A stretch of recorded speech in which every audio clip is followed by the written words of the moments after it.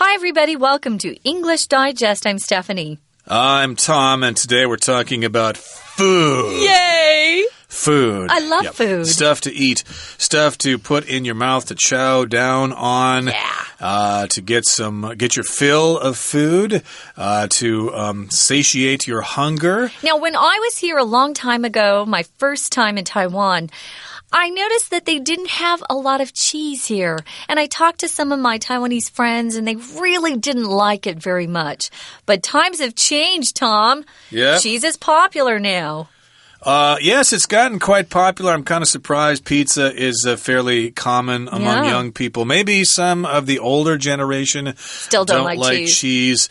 It might be kind of disgusting to them. There was a time in China and Taiwan that dairy products were just kind of unheard of. I know. People just did not drink milk. There was no fresh milk when I was here. It was only boxed milk on a shelf. Yeah, why would you want to drink stuff that baby cows drink? It may have been kind of disgusting to people. Know. Actually, it sounds kind of disgusting when I put it that way. But in any case, cheese is a kind of dairy product. It does come from milk. And there's a process in which you make cheese, and there are different ways to make different kinds of cheese, which I don't quite understand. But cheese can be something that you could be into, something that you could enjoy, like people enjoy wine tasting. You could also enjoy cheese tasting, I suppose, different kinds of cheese from different places. So that's what we're going to be talking about today, cheese in general. And the title is Say Cheese. That's what we usually are told to do when they want to take a picture of us. I usually don't do that because to me that means you're putting on a fake smile. It's not genuine. But I'll tell you how I make myself smile sincerely in just a few minutes. But before we do that, we're going to actually listen to the entirety of our article one time and then we'll be back.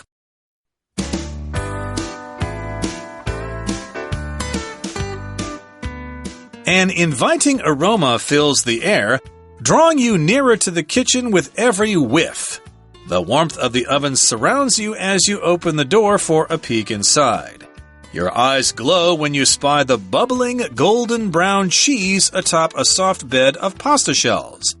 It's your favorite 3-cheese macaroni, and you can't wait to get your hands on that scrumptious blend of Gruyere, Gouda, and mozzarella. Did you know people all over the world have shared your love of cheese for thousands of years? No one is exactly sure when humans first discovered cheese, as it predates recorded history. Most historians believe humans stumbled across cheese around the same time they domesticated sheep and goats, around 8,500 BC in Western Asia. It's presumed early humans would have carried milk in a sheep's stomach, where it would have mixed with rennet, a substance that separates milk into whey and curds. Thousands of years later, the advent of modern technology has made the cheese-making process much simpler, and as a result, there are hundreds of cheese varieties to choose from. Added to cheese's many delicious flavors are its numerous health benefits. Cheese is packed with protein, a valuable addition to any diet. It's also an excellent source of minerals such as calcium, zinc, and vitamin B12. Furthermore, moderate consumption of cheese is believed to reduce the risk of osteoporosis and heart disease. With such an array of cheeses available, it's easy to see why cheese is used in recipes of any type, from creamy desserts to platters, from which one could savor a rich, buttery French camembert, a pungent Italian taleggio, or a robust aged cheddar. Indeed, the beauty of cheese is that it's tasty, however it's served, whether paired with cured meat, baked, or simply eaten on its own. Say cheese! Cheese. That's what we say when we're taking photos. But I wanted to say it because there's a certain inflection we use. No one says, say cheese. It's say cheese. That's how we do it. It's got to be drawn out there. Cheese. It's almost like you're singing. I was going to say before that what I use to make me smile is I think of the role that Cleavon Little played in the movie Blazing Saddles, a Mel Brooks film. I just think of that character and it always makes me smile. And I believe I look like I'm genuinely happy.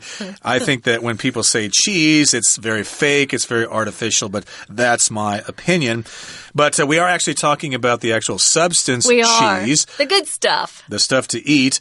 And let's talk about the first paragraph here. It says, an inviting aroma fills the air, drawing you nearer to the kitchen with every whiff. Okay, so again, I guess you're in the house somewhere, and oftentimes when someone is cooking in the kitchen, probably your mother or your wife or whatever, or if you're lucky, maybe your husband is doing that. But in any case here, we've got an inviting aroma that is filling the air. An aroma, of course, is a pleasant smell that we usually use with food, basically. Ooh, what a pleasant aroma that's coming from the kitchen. What is that? What are you cooking?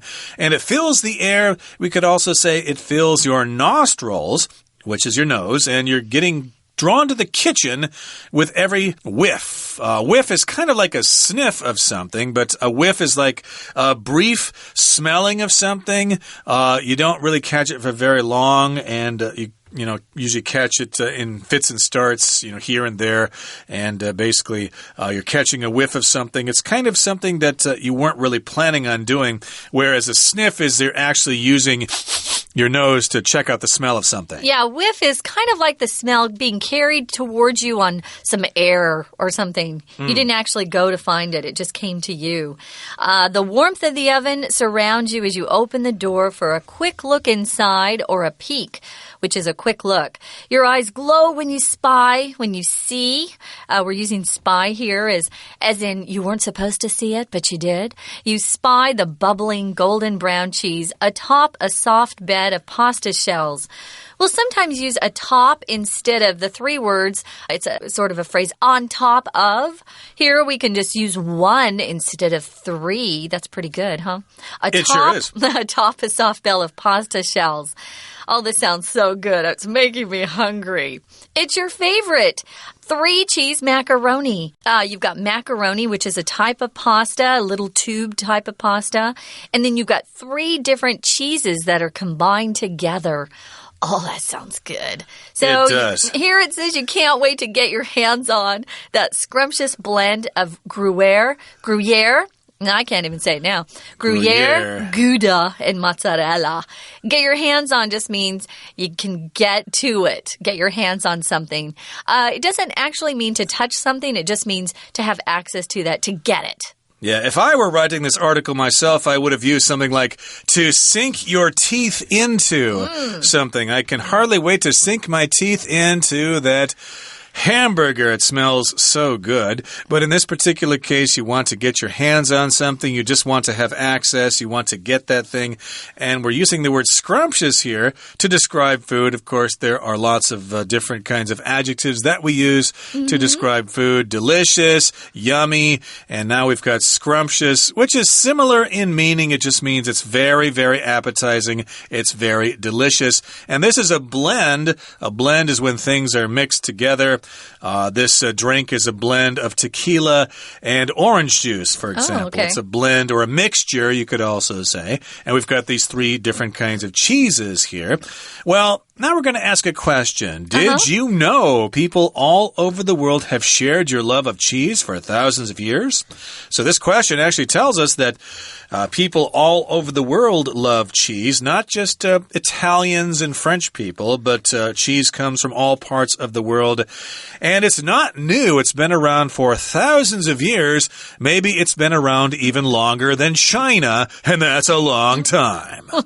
That is a long time. I actually don't know the history of cheese. I didn't know before we got this, so it's kind of interesting to me. No one is exactly sure when humans first discovered cheese, as it predates recorded history. When you see this word predate, it means something existed or occurred at a date earlier than something else. So someone discovered cheese before we even started writing stories down about our history, which was a long time ago. Most historians believe humans stumbled across cheese around the same time they domesticated sheep and goats. And that happened around 8,500 BC in Western Asia. Now, if you stumble across something, it means it was accidental. You didn't have the plans set up. It was kind of spontaneous. It just happened. So it's kind of interesting that they just kind of figured out somehow after they made sheep and goats domesticated. They weren't wild anymore. They lived on their farms. They could use the sheep and goats for their milk. I guess they could figure out that they were producing milk. But it's interesting how someone figured out you could actually make cheese out of milk. Yeah, domesticated. Domestic just means having to do with the home. So basically, the sheep weren't running wild anymore. They said, hey, come in here. You can stay in this field here. We'll feed you. Yeah. But then later on, we'll milk you for milk, or we'll kill you for meat, or we'll shave off your fur and have wool and stuff like that. But this happened, 8,500 years before Christ, or BC, in Western Asia. And it's presumed early humans would have carried milk in a sheep's stomach, where it would have mixed with rennet, which is a substance that separates milk into whey and curds. That's where we're getting a little technical now about how cheese is produced. But here we've got the word presume. Okay, that just means you basically suppose something is true, or you just think something is the case based on probability, based on logic. So, based on the things we know from history, we're kind of guessing this or presuming this, that it happened this way. We don't really know for sure. Maybe we don't really have anything that we've dug up from the ground or any written records, but we just presume this. This must have been the way they did it. They carried milk in a sheep's stomach, and there, as you said earlier, it may have just sort of happened by chance. The milk would have mixed with rennet. And rennet, of course, is material used to make cheese. It's I've never heard of rennet before. Oh, I have myself. Oh, yeah? That's a word that vegetarians worry about when they eat cheese. If you eat cheese, well, is that vegetarian? Or is it, could you get cheese without killing an animal? I guess you need the rennet, and you get the rennet by killing an animal. Oh, I see. But in any case, it's a substance which separates milk into whey and curds. Hey, that sounds kind of like a nursery rhyme. What's that? Little Miss Muffet sat on a tuffet eating her curds and whey. And whey. There you go. Except we've got whey and curds. Yeah, we usually put it the opposite order. In that nursery rhyme. Yeah, if it's a substance, guys, it's just a particular kind of matter. We can also just say mixed with rennet, something that separates milk into whey and curds. So it's a little bit more specific than something, but not really. We use substance when we really don't know what to call it. It's a substance that separates the milk into two things, curds and whey. Let's look at curds first. Okay. It's a soft white substance It forms when milk sours, when it gets old. And it's used as a basis, the foundation for cheese. Now, whey has a big connection with curds. Whey is the watery part of milk that actually remains after these curds form or come together. So whey's the watery part, and curds is more substance. And you need that curd or curds to start making cheese later, and we'll talk some more about that in just a couple of seconds. But right now we're going to listen to our beloved and dear and revered Chinese teacher. Hello everyone, my name is Tina. 我们今天要探讨 cheese 起司这个食物。一刚开始，第一个句子提到 The warmth of the oven surrounds you as you open the door for a and blank one inside. 当你打开烤箱的门，想要怎么样？然后你可以发现烤箱散发的温暖包围着你。第一个空格 A boost 提高增加 B peek 偷看窥视 C rival 对手敌手 D. Offense 过错罪犯，当然咯，在这里提到的是打开烤箱的门，想要偷偷看一下里面烤着的东西，所以搭配文意，第一题的标准答案我们就选择 B. Pig。第二个空格句子讲到呢，这个起司的来源 Most historians believe humans blank to cheese around the same time they domesticated sheep and goats around 8,500 BC in Western Asia。那么大部分的历史学家相信人类怎么样起司？我们来看一下第二题 A. Stumbled across 偶然发现 B. Derived from 源自出自于 C. Disposed of 去除舍弃D. Applied for 申请。这些历史学家认为人类是偶然发现起司的，所以搭配文意，第二题我们选择 A 选项 Stumbled across。而发现的时间就跟我们大概驯化绵羊跟山羊是差不多的时间的。第三个空格句子写着 It's presumed early humans would have carried milk in a sheep's stomach. Blank 3, it would have mixed with rennet.在这里提到的 presume 就是有推测臆测的意思，据推测呢，早期的人类呢会将这个羊奶或者是任何的 milk 装在绵羊的胃中携带着，而呢怎么样 it would have mixed with rennet 在那里呢它就会跟一个称之为凝乳酵素的东西混合在一起。有没有发现后面是一个完整的句子，就是因为这个奶在羊的胃当中就在这里跟这所谓的 rennet 起了混合的作用，所以第三题是考同学文法的概念，在这里表示地方副词，所以正确答案就选择 D 选项的 where。 We're going to take a quick break. Stay tuned. We'll be right back.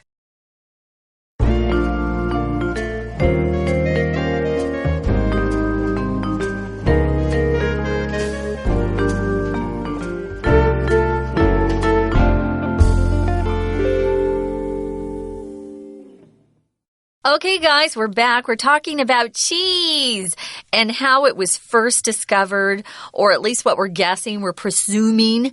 We have a little information, but not a lot. It predates recorded history, or when people were writing down history. So some of this we kind of have to guess and kind of, it's like a puzzle putting pieces together. We're talking about how they believe that early humans would have carried milk in a sheep's stomach, where it would have mixed with rennet, and that's something that separates milk into whey and curds. The whey is the watery part, and the curds is the more, it's more of a substance that kind of looks closer to cheese. It comes from the milk. Now, thousands of years later, the advent of modern technology has made the cheese-making process much similar, although I know people who still make cheese by hand. They're expert cheese makers. There's a formal name for them. I'll have to look that up. And as a result, there are hundreds of cheese varieties to choose from. If you go to some of the bigger grocery stores in Taiwan, Jason's or the Breeze Market, they have so many imported cheeses, lots and lots of cheeses. They're not cheap. Some of them are quite expensive because of the labor, the work that goes into making them. Now, if you talk about the advent of something, it's kind of like the beginning or the arrival of something.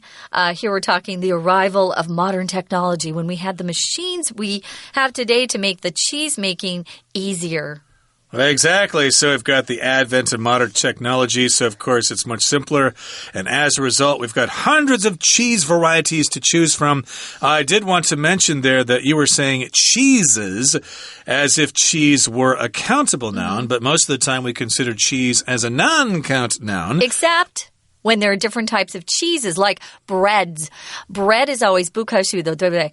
But when we're talking about different kinds of breads, for example, wheat bread, baguettes, different kinds of breads, it's like cheeses the same way. We can say different types of cheeses. Exactly, and the same applies to chocolates as well. A box of chocolates, where there are different kinds of chocolates in there. But when you talk about one particular kind and how much you're eating at one time, then it's cheese. How much cheese did you eat? Oh, I ate 5 slices. I ate 2 pounds. Oh, yeah, you would, wouldn't you? No, I like really cheese don't. myself, I don't actually. eat that much of it, but yeah, I do like it. cheese, though. But in any case, let's move on now to the next paragraph. It says, added to cheese's many delicious flavors are its numerous health benefits.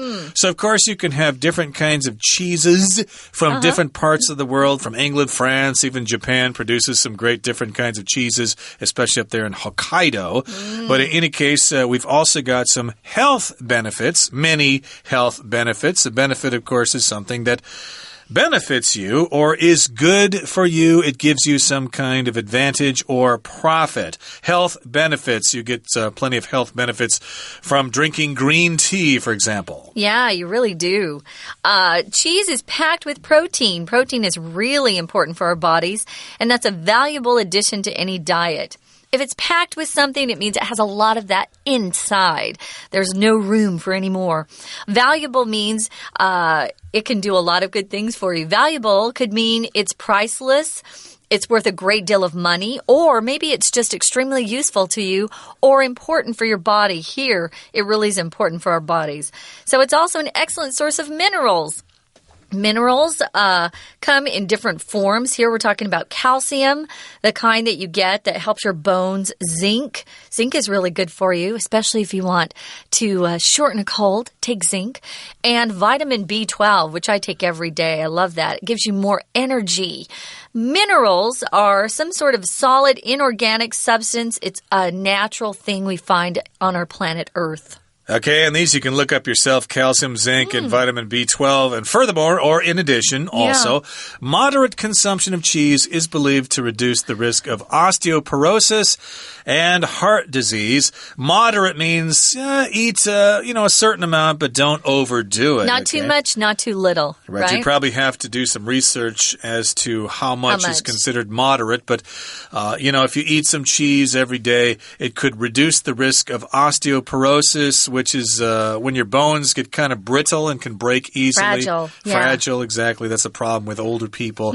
Also, heart disease. My goodness, if you eat some cheese, you might reduce the risk of having a heart attack. A heart attack, okay. Now, with such an array of cheeses available, again, that refers to different kinds of cheese, it's easy to see why cheese is used in recipes of any type, especially in Italian cooking, but in French cooking, American cooking, there's cheese in Mexican cooking, and I'm sure there are cheese in certain kinds of Chinese cooking, I think. I can't think of any offhand. I can't either. And Mexicans, at least their desserts, I know they don't have cheese, but yeah, they love cheese on their main dishes. Indeed. Yeah. So it's easy to see why it's used in all sorts of recipes. We've got a range of recipes here, from creamy desserts to platters, from which one could savor a rich, buttery French camembert, etc., etc. We'll talk about those types in just a second. But again, this is a range from something to something. So from creamy desserts, as you just described there, maybe a cheesecake or something like that. Oh, yum. And this goes to platters, which, of course, refers to plates, big plates with lots of food on them. I'm imagining a cheese platter, a plate about 12 inches across with all sorts of different varieties of cheese on it to sample. Yeah, they often will serve that platter of cheese for dessert, especially in France. They love that. But it's sort of cool in upper-class society to have a cheese platter with wine. They love that. And crackers, and maybe a few grapes. I don't know. So they've got different kinds here. If you savor something, you really enjoy it. We use savor, though, to talk primarily about foods that are more salty and rich instead of sweet. But to savor means to taste and enjoy something completely. Here we're talking about different types of cheeses. We've got a French camembert. If you've never seen camembert, it's kind of a soft, creamy cheese that looks kind of white. And the rind, or that tough part on the ends of cheeses, it's kind of white on as well. That's very mild. I like that. Now, there's a pungent Italian taleggio. If it's pungent, ooh, it's really strong. Have you ever put your nose up to cheeses and gone, oh, wow. It's very sharp. It's a strong taste or smell if it's pungent. Those aren't my favorite cheeses. Or maybe a robust aged cheddar. I like cheddar. I like it a little bit stronger tasting than the mild cheddar. But cheddar's probably the most famous cheese in the world. Yep, indeed. And it's robust, which is strong and healthy and vigorous, etc. So these are different ways you can describe different kinds of cheese. Indeed. The beauty of cheese is that it's tasty however it's served, whether paired with cured meat, baked, or simply eaten on its own. So, yes, you could pair it or eat it together with cured meat. Cured refers to food that has been preserved somehow. Like using salt or smoke or something like that. And also you could have baked cheese or baked food in pastries, for example. Or you can just eat it all by itself. Or maybe with some wine or something. Yeah, it's always good alone, as far as I'm concerned. Right now we're going to listen one more time to our Chinese teacher, and then we'll be back to wrap it up. 接着我们来看到第4个空格的句子。Added to cheese's many delicious flavors are as blank for health benefits. 其实啊，除了起司它有很棒的风味之外，再多增加的就是它有怎么样子的 health benefits 健康益处。第4题 A numerous 许多的。B. obedient 服从的 C. passionate 热情的 D. superficial 表面的起司的好处其实非常的多，搭配文意。第4题我们选择 A. numerous。第5个空格的句子写着 Furthermore, moderate blank 5 of cheese is believed to reduce the risk of osteoporosis and heart disease.Moderate 指的是适度的、适当的，怎么样起司呢？一般相信可以呢减缓这骨质疏松症以及心脏疾病的风险。我们来看一下第5题 A. Restriction 限制 B. Distinction 区分 C. Consumption吃喝 D. Attraction 吸引适当的吃一些起司可以帮助你降低这些疾病的风险搭配文意第5题的标准答案就选择 C. Consumption 第6个空格的句子写着 With such an array of cheeses blank 6 it's easy to see why cheese is used in recipes of any type那么你看到了这么多起司的怎么样那么当然很容易就可以了解为什么它运用在各式各样的食谱当中了第6题 A 选项 inevitable 不可避免的 B available 可获得的 C aggressive 侵略的D. Explosive 爆炸性的有这么多的起司可以获得当然要被运用在各式类型的食谱当中咯所以搭配文意第6题就可以选择 B. Available 第7个空格 Indeed, the beauty of cheese is that it's tasty, blank 7 is served. 在这里提到呢，起司的美呢就在于呢，怎么样 served 是解释成为呢去料理，不论你是如何的料理它，尝起来都非常的美味。所以搭配文意在这里第7个空格可以选择 D 选项的 however 无论如何 however is served 不论怎么料理它吃起来都很棒 OK 以上呢就是今天的课文讲解谢谢收听That's it for today, everybody. Hopefully we have inspired you to go check out some cheese, and you're probably going to enjoy it, and it will help your health as well. From all of us here at English Digest, I'm Tom. I'm Stephanie. See Bye. you. Bye.